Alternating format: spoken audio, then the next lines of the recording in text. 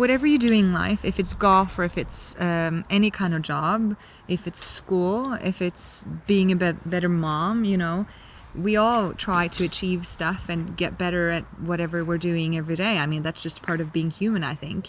And if you're a competitive human, obviously you want to strive to get better at everything all the time, and maybe even better than everyone else around you.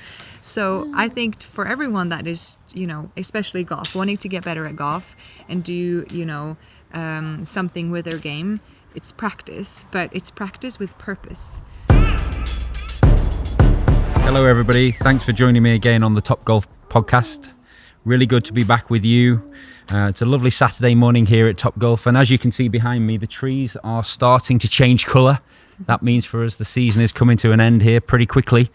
And we've been thinking about at Top Golf what opportunities the game and Top Golf provide for people, golfers of all levels, and today's show is a little bit about, is golf for you? So I've been joined today by two ladies who are hopefully going in the same direction but at different stages. We've been having a little chat about that before we started. Carolina. And a few weeks ago, Top Golf held the International Ladies Golf Day here, and it was a fantastically supported event by ladies of different levels of golfers, many beginners, many people who've played for many years. And we have our professional staff here joining the day to help everybody enjoy it. It is an opportunity for ladies to network and meet each other and use golf as a platform to share an experience. So today's show is about that, really. And I've been joined today by two ladies, Merethe Tønnesen and Caroline Martens. Merethe is a new beginner, and Caroline, I'd like to say, is a seasoned, campaigned professional. Was that the right way to say it? Sure. Sure. It's hard to get this right for you, so I'm sorry if I don't say it right, but Merethe, I'm going to start with you. Would you like to tell us a little bit about yourself and why golf? Why golf? First of all, I've been all of my life I've been doing different kinds of activities. A lot of strength training, endurance training, nutrition. I've been interested in everything, but a lot of it has had a lot of high intensity. And I needed something that was a little bit slower on that way. And so I tried golf. For my first time, I looked into it was last year. And this year I attended the Women's Golf Day. And it made me want to try to improve and really get to know golf better. And So let's just stop you a bit there. Yeah. So you're a complete beginner to the game. yes. And we've seen you here almost every day since the International Golf Day. So you obviously got the bug, you got hooked on the game. Yeah. Tell us what it's been like to come here pretty much alone and stand on the drive range and try and improve your skill level. How's that been? It's been hard, but fun. But it has been a nice area because everybody is you feel so welcome.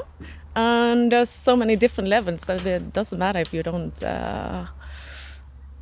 if it goes a little bit slower and I don't get to be as good as I want to, as fast as I want to. And how would you relate that to, you say you've been in sport before and your improvement in other sports? How can you relate that to the experience you're trying to achieve now with golf?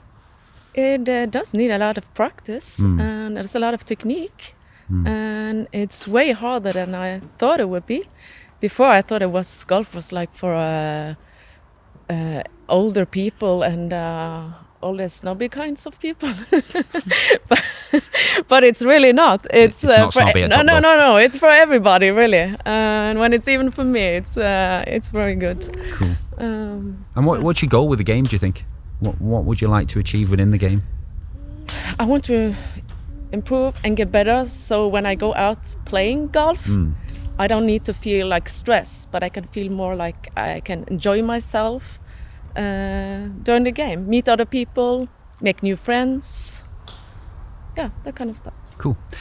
Carolina, I think everybody knows who you are, but I'll introduce you a little bit about your history. You've been playing the game since you were 13. You've been through all the levels of junior golf in Norway. Yep. You've represented the national team in Europe and the world. Yes. And you went to college in America. Correct. Had a successful college career, LSU. Yes. LSU. And Forever. 4 years. And you came out there with a degree in psychology. Congratulations. Thank you. And then you went straight to pursuing your career or your dream to be a European tour player or worldwide golfer. In 2013, you won the Ladies European Tour School, and if I remember rightly, by quite a long way. You won it by quite a numerous shots, didn't you? Well, your score was fantastic. I think I won it by 8 shots. Fantastic. Yeah. And since then, you have been a regular campaigner on the Ladies European Tour. Can you tell us a little bit about what golf has done for you in your life? Well, I mean, golf in general has been such a big part of my life. It started as a hobby, you know, just like everyone else starts to do something in a sport, for it to be something that I can do every now and then. And then it turned out to be something that I loved. I wanted to do every day, and it became my life, really. In the beginning, you know, golf was one of those things which I never thought that I was going to make a living out of it, that I was going to play professionally. But I was good at it as a junior, and then I continued to do well as an amateur. And I attended NTG with the goal that NTG was going to take me to college. My mom said, I will pay for NTG if you get a free degree through university in the US. So that was kind of the deal. Did you get that? Yeah, oh, I did. Well so I got a full ride in the US, and then, I mean, that was kind of my goal. And then it continued on to where when I finished LSU, I still really wanted to pursue the game. I felt that I had so much more golf in my life. I had tons of potential still, and so I decided to turn pro, but that was never the plan. And then I turned professional. It took me a few years to get, you know, my full tour card, but it just continued to give me so much life, and golf became, you know, my identity and my soul. And from loving it from the beginning, it ended up being a lot more than that, because, you know, when you choose a career, it's kind of, you know, time consuming, and it captures everything in your day. But golf became my spare time and my hobby and my sport and my job and my, you know, second love. And it really saved me for a lot of different reasons, really. Fantastic. Can you just describe what the feeling was like when you won the tour school, you hold the putt? How was that feeling when you finally got yourself full status on the Ladies European Tour? You know, I mean, as everyone can imagine, when you win something that you've been working for so long, it's incredible. It's almost like you can't describe it in words. But for me, that year was a difficult year to start off with. You know, I went through some illness and then some injuries, and it was just like a really bad year. And then when I was cleared to play golf again in the end of that year, I just put my entire mind and soul into it, and I practiced, excuse my language, but my ass off. And I got to tour school, and I thought I was going to win. Like, I had this mentality, you know, through it all, thinking, you know, I've gotten through all that crap that I'd just been through in that year. If I can get through that, I'm going to win tour school. And I was hitting the ball well, and I was just, you know, the right state of mind, and I was playing really well from the first day. I was never leading. And for me, I mean, winning, so tour school, you know, for those who doesn't know, it's a big tournament, many rounds, different golf courses you play, and only the top 30 players, they will get their status on the tour. So it's kind of winning if you get top 30, really. But if you win a tournament, it's always better and, you know, a lot more fun. And I started off the week, and I played well, and I you know, kept climbing the leaderboard. And the day before the final round, I was, I think, 3 shots back or something. And I just said to my mom, she was caddying for me that week, I was like, I'm going to win. I just have this feeling. And then, you know, what ended up being this strange round of golf where everything just went well. I held every putt that I needed to make.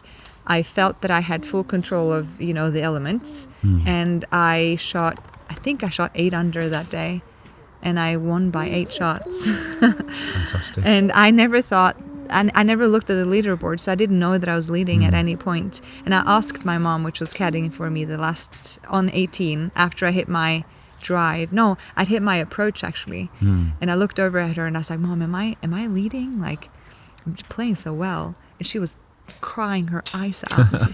And she was like, you're leading by 8 shots. And I'm like, what? I can like 10 putt. And then, You didn't. No, No. I 2-putted for par. Actually, Well I done. hit that first putt so far past because Did I you? had a lot of adrenaline. You were going for it. Yeah, totally. I don't know why. I didn't need to, but it was, No. you know, the spur of the You moment, wanted the winning putt. energy. Yeah, You wanted exactly. that putt to go in. You but wanted the then fist pump. Yeah, so I made like a, 3-meter putt for par, I think. And I fist pumped it, and I just felt fantastic. And the emotions that, came when that putt went into the hole, it was just mind-blowing. My life, and then all of a sudden just made sense again. So I'm trying to relate this to a complete beginner golfer who's starting out her journey to Caroline, who has been very successful on all levels that she's played at. And at the start, I was saying that we have 2 people who are going in the same direction, but at different stages. So Caroline, I want to ask you, how would you, listening to Merethe's story here about she starting the game, how would you recommend that she, because it's no different to what you've said really, in my professional opinion, about the journey she's taken to what you're trying to achieve. For me, when I coach a beginner golfer or a tour player, generally they want the same things. It's just at a different level. Yeah. So how would you recommend that Merethe takes her journey now? How would you tell her to get better? What would she have to do to improve? Because I see her a lot here and she's like, I just want to hit it better. I want to hit better shots. So listening to your story there, fascinating for me. The mindset you took into tour school there, told yourself you were going to win. Is that any different from me trying to hit a better golf shot? No, I mean, whatever you do in life, if it's golf or if it's any kind of job, if it's school, if it's being a better mom, we all try to achieve stuff and get better at whatever we're doing every day. I mean, that's just part of being human, I think. And if you're a competitive human, obviously you want to strive to get better at everything all the time, and maybe even better than everyone else around you. So I think for everyone that is, especially golf, wanting to get better at golf and do, something with their game, it's practice, but it's practice with purpose. So you can practice and practice and practice and stand on the range for hours, and I mean, yeah, you'll get better, but if you have a plan and you know what you're practicing at, and you evaluate yourself the whole time, I think is kind of the key. If you put weekly goals or monthly goals or yearly goals up, and you can track to see if you've actually accomplished those things, and also have a plan at every practice. For instance, today you want to improve your putting, so you come to practice, you're going to practice putting, and maybe you've even planned out what you're going to be doing during the practice, and then always include some kind of match or competition with yourself in that practice to make it more fun. And then you can maybe do the same thing next week, and then you can see if that competition that you did that day, if you've improved from the previous week. And so that you continuously have, a progression, and that you can see what you're doing, and then you can measure that, because then you're heading in the right direction. Yeah, that's good. That's the same thing as I used to do at my work as a personal trainer. Yeah. To put goals, but I haven't thought about it that much, that it was so similar to golf. I think golf is one of those, I mean, maybe any athlete will say the same thing, but golf is one of those sports which is pretty universal. You can take similarities within this game and apply them to so many other different sports and elements of life.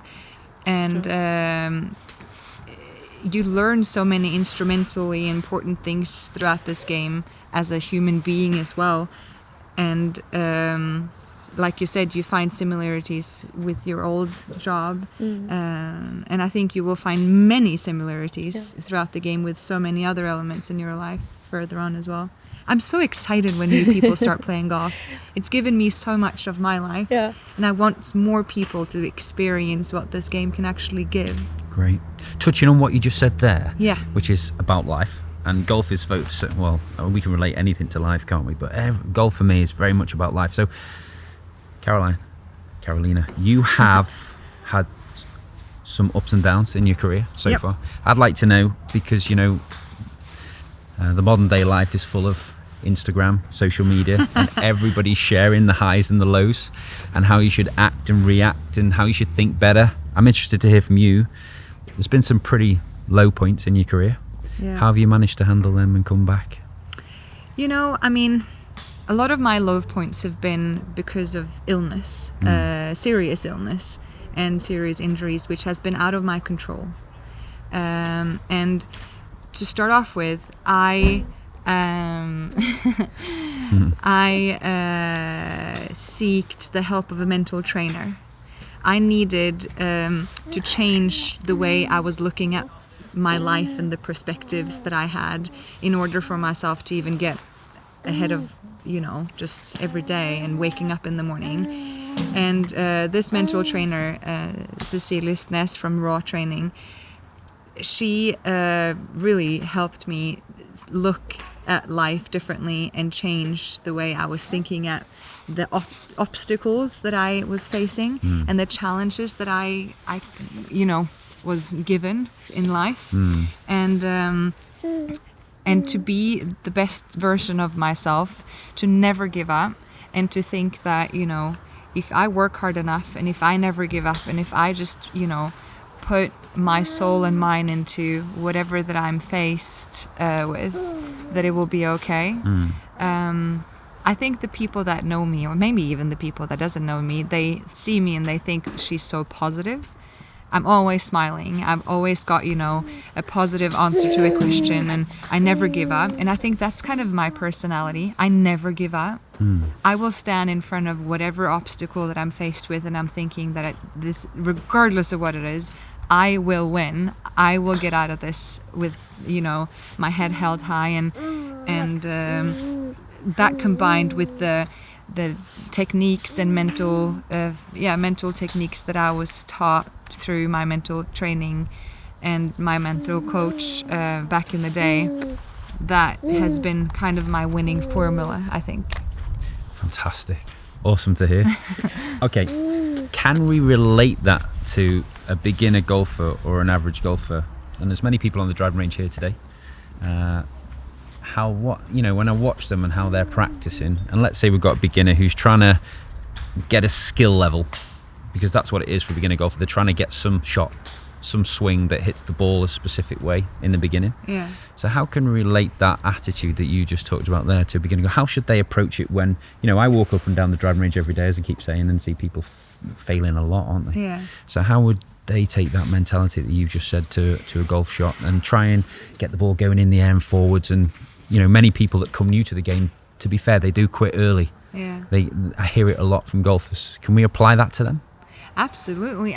The fun thing about golf, and I think people that doesn't play golf much, they don't realize this, but let's say I hit 1,000 golf balls. Maybe I'm happy with 10 of them.